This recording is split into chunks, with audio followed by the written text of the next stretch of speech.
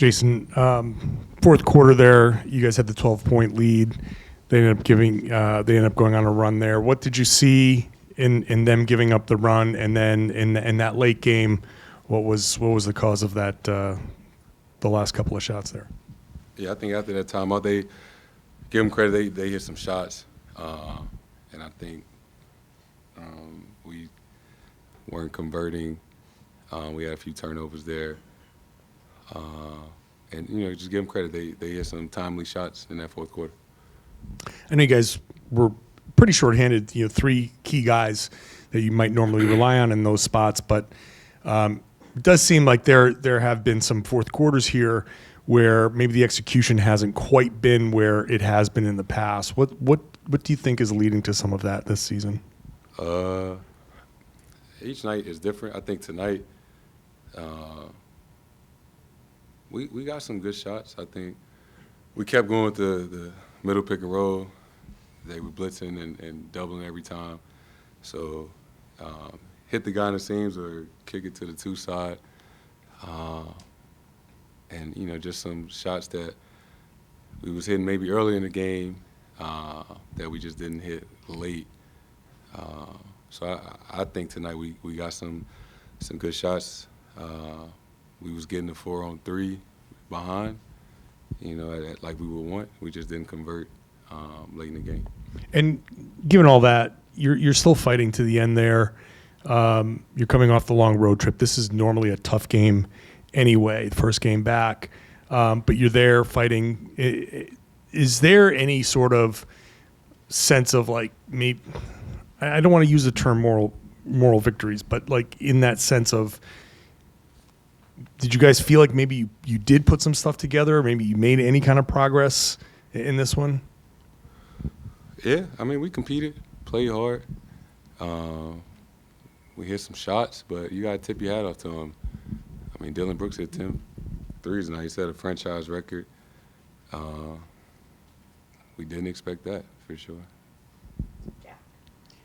Jayson, sort of on that topic, Jalen mentioned the guys that you guys were maybe a little bit more comfortable beat you. Obviously, Dylan Brooks, career-high 10 threes. That's happened a couple other times this season, like Caleb Martin on Christmas, stuff like that. Is there a point where something like that happens and you consider straying away from a strategy like that, or is it just trusting the math even though a game like that happens here and there? You want to adjust, try to make things tougher on them, but I don't know. He hit 10 threes tonight. It's tough. Didn't account for that at all. What sort of adjustments within your original game plan are you guys talking about when you see a player start to go off like that? Are you guys talking about, okay, maybe we send a little more pressure at him, or is it just anticipating that, water will find its level? A little bit of both. You don't want to give him any dare shots, obviously.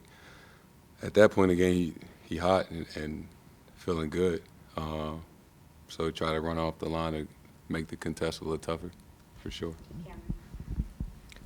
Jayson, especially with a bunch of guys out of the lineup, you're playing alongside guys like Jordan and Jaden, guys who don't necessarily get in the game quite as frequently. When it's you out there with the stay ready crew, how do you balance your responsibility between being the primary scorer and trying to get these guys going? Just make the right read. Take what the defense give you.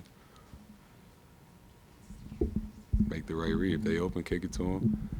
If you can beat your man. We kept calling certain guys up in action. They was blitzing. It's all about hitting the open man and, passing up a good shot to a great shot. Jayson, did Ime throw anything at you that took you off guard defensively on you? You not scoring in the first half? No. And when you don't score, how do you kind of resist saying, I got to score? You're a scorer, that's what you do, but to just kind of play within the flow of the game and not try to make up for kind of not scoring? Just trusting the game, trusting that you keep making the right plays, that it'll eventually open up.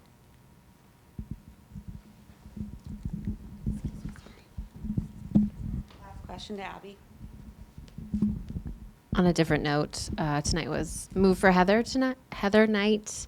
What did she mean to you? I know you spent some time with her early on, and how meaningful was it to have a night like that here? It was super impactful. It was great to see her family here. I spent a lot of time with Heather, especially when I first got drafted. Me, her, and Cedric did a lot of community events before the season started. She took me to Faneuil Hall, first person I had a lobster roll with. So, Heather was somebody that was special to the community and the organization, and somebody I spent a lot of time with, especially when I first got drafted and introduced into the Celtics and the city of Boston.